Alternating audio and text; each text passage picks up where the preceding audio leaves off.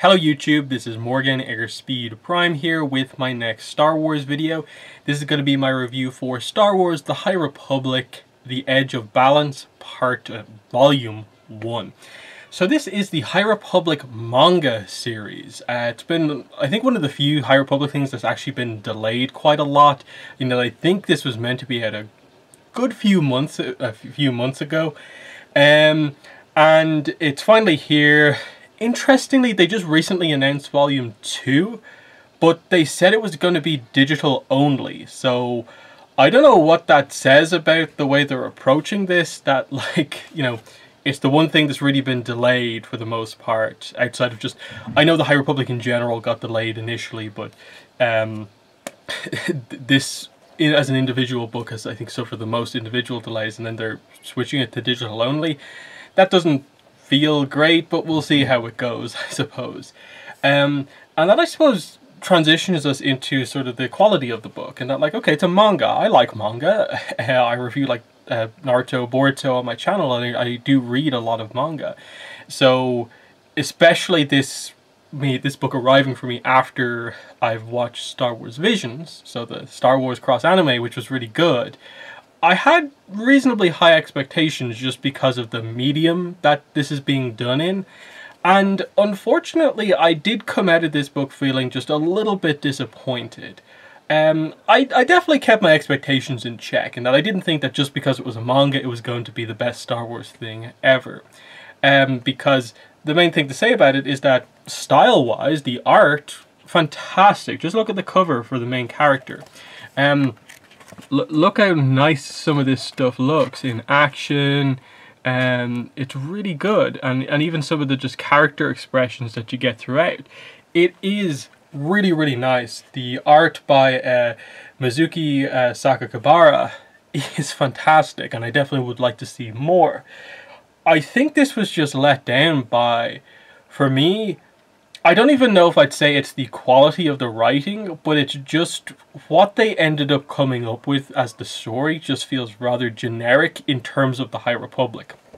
Now that we're familiar with a lot of the themes and ideas that the High Republic is working with, this just felt like another story in this era where the Drengir get involved towards the end. We've seen that before, and this is just like it affecting a different planet. They're again referencing, you know, the Great Disaster. They're referencing the attack on Valo, the Republic Fair. And it's like, okay, I get it. This is the interconnectedness of everything. But this one especially felt like it was particularly, like, introductory for the start.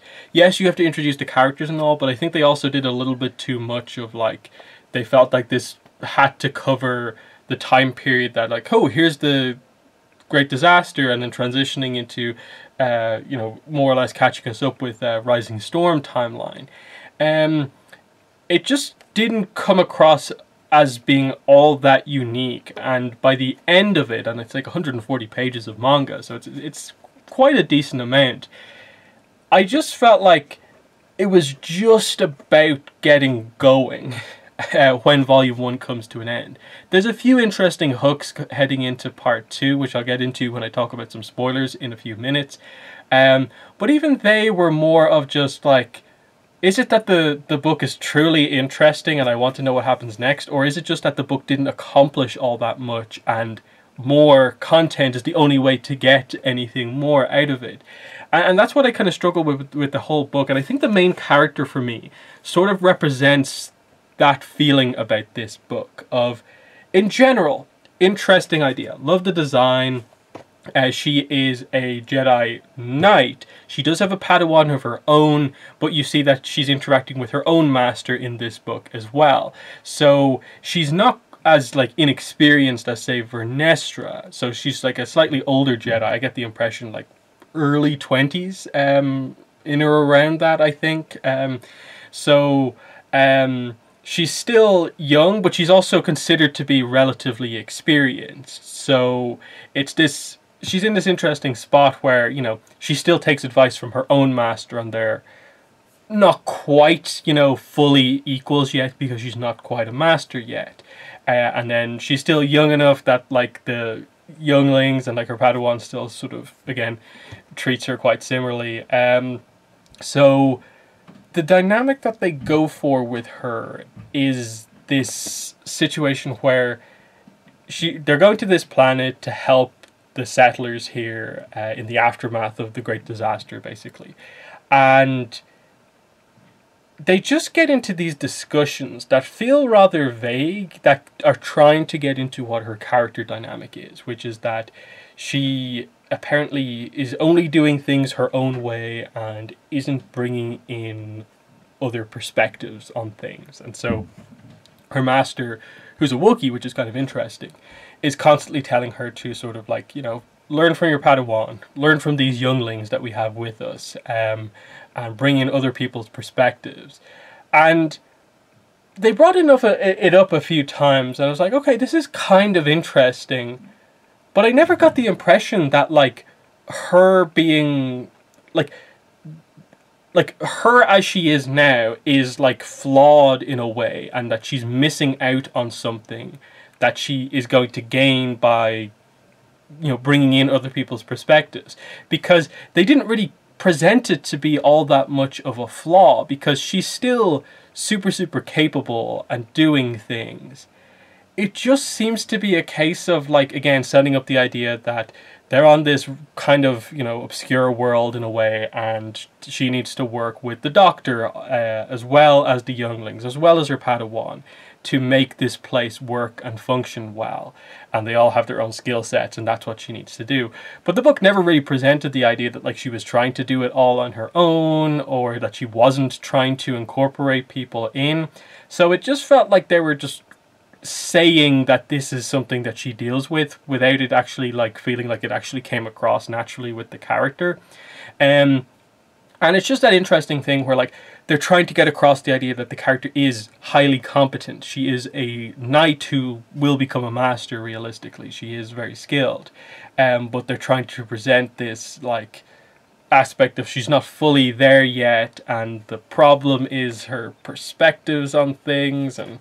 And there was just a few too many times, I think, where you had like scenes of like her talking to her master, and you know, she's just asking these questions that it makes sense for a Jedi to ask, but it's a very sort of like general or generic Jedi question, and it's not really the most interesting thing that like you latch onto her character or anything like that. Because like there's a few things of like they talk about, like, do you ever wonder if you are doing enough?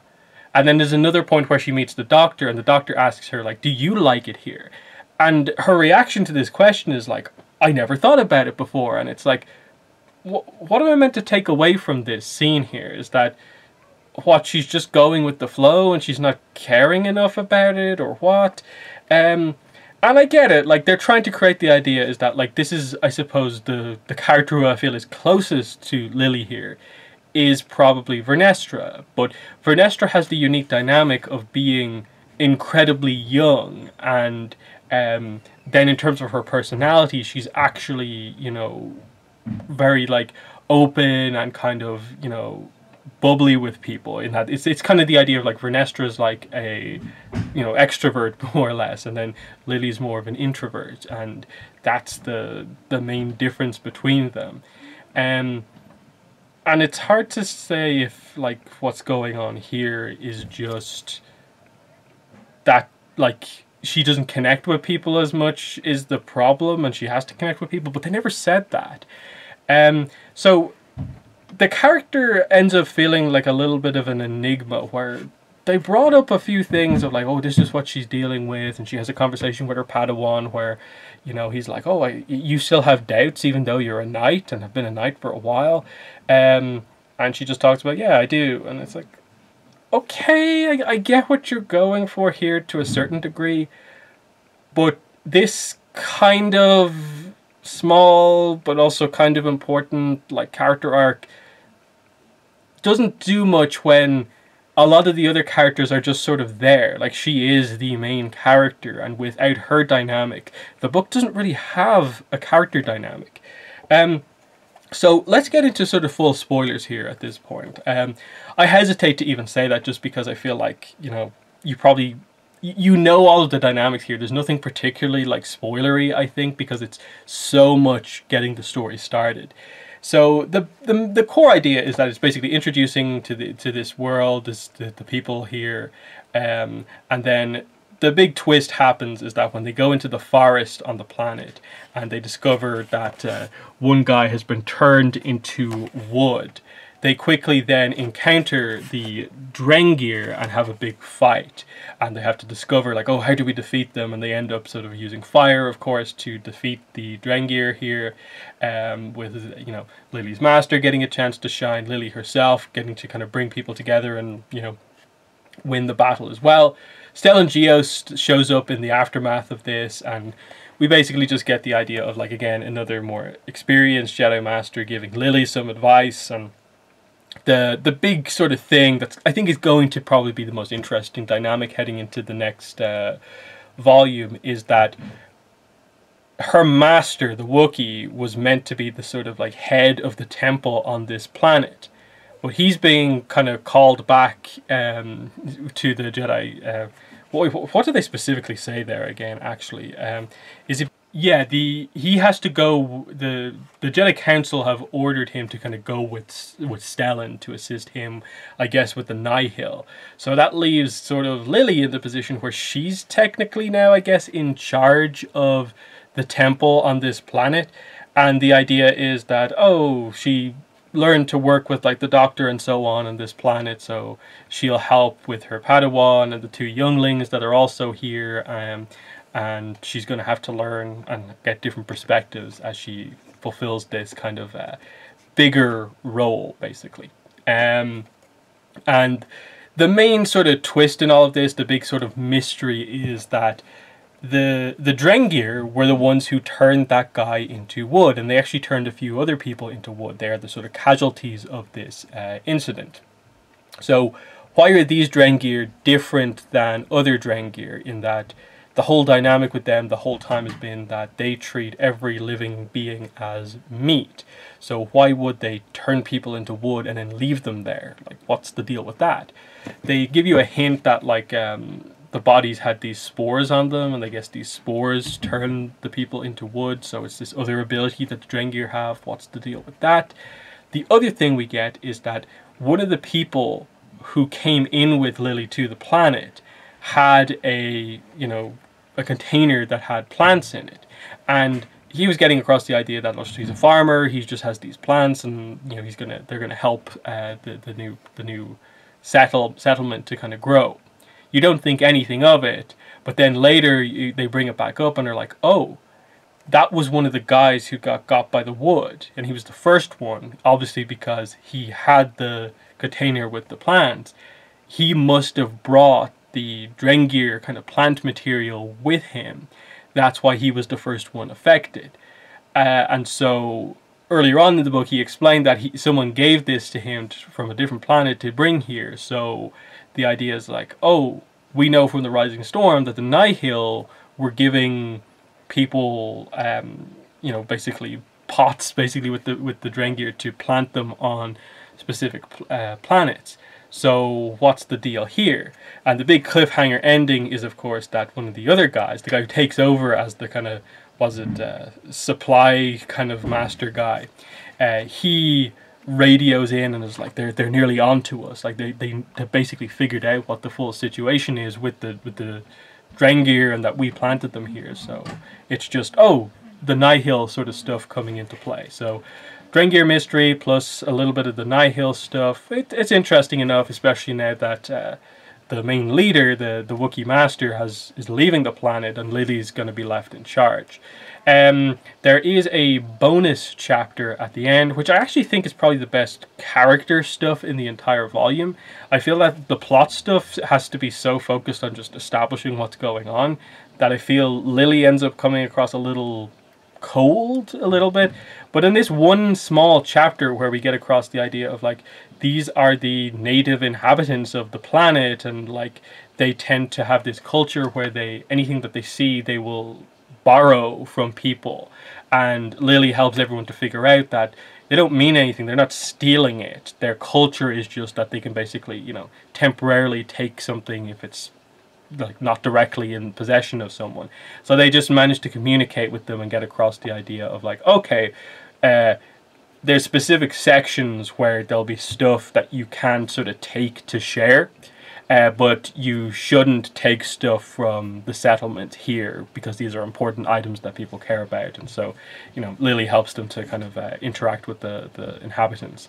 So that's a kind of fun little thing at the end, and I think is probably the best sort of character stuff for Lily, but it's also a little bit of like, wait, what are you doing? Like, this almost feels like it kind of contradicts in a way the dynamic you were going for with in the main book, with what her like flaw is, and this whole getting different perspectives thing, and like, are we doing enough? Like, even the description I think is vague enough to where it doesn't really feel like it's the most interesting dynamic. Yeah, while balancing the arrival of incoming settlers with the strange mysteries of the remote outpost, Lily wonders if she's doing enough to bring peace to the galaxy. Like, what a vague and not particularly interesting character motivation. So, there's that. So, yeah, a little bit of a mixed bag, unfortunately, for me, where, like, I don't think this really comes anywhere close to being on the level of one of the main books. I don't even think it really comes close to any of the YA books. It's better, I think, than in general what they tend to do with most of the middle grade books, in that I can see there is potential there. But it needs to improve in volume 2. Otherwise, I think they are going to lose people here, just because this volume 1, style-wise, art-wise, was great. But character writing-wise, I thought was maybe some of the most dull the High Republic has been. And as someone who in general likes the High Republic, I feel kind of bad that that's what I have to say about it as my opinion. So yeah, there's been the review of Edge of Balance Volume 1. In the comments, let me know what your thoughts are on it. How did you feel about the first, you know, High Republic manga? And then, especially, I really do want to know, like, what was your take on Lily and what her character dynamic actually was? I found myself just very sort of confused by it, even though it was kind of very basic.